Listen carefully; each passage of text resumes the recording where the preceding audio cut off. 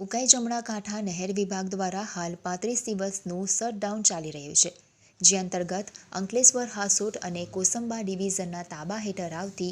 મુખ્ય આંતરિક અને નાની કેનાલોનું નવીનીકરણ સાથે મજબૂતીકરણ કરવામાં આવી રહ્યું છે. જે કામગીરી અંતર્ગત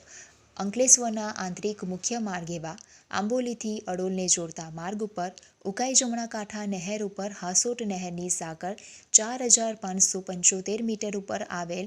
MDR બી સ્ટ્રક્ચર 40 વર્ષ કરતાં વધુ જૂનો હોવાની સાથે નબળો પડ્યો હતો, જેને લઈને ઉકાઈ જમણા કાંઠા નહેર વિભાગ દ્વારા અંદાજે 45 લાખના ખર્ચે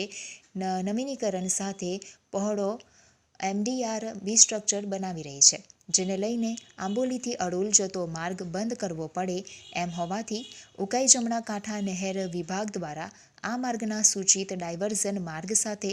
જિલ્લા મેજિસ્ટ્રેટ સમક્ષ જાહેરનામું પ્રસિદ્ધ કરવા દરખાસ્ત કરાઈ હતી.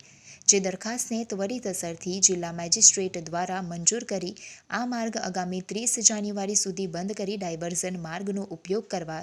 જાહેર જનતાને તાકીદ કરવામાં આવી છે અને આ અંગે જિલ્લા પોલીસ તેમજ ઉકાઈ નહેર વિભાગને પણ જાણ કરવામાં આવી છે. અંકલેશ્વરના આંબોલી ગામના અડોલ તરફ આવતા વાહનો આંબોલી, સજોદ ગામ, હરિપુરા, હજાત ગામ થઈને અડોલ સુધી આવી શકશે, તો અડોલ ગામથી હજાત ગામ થઈને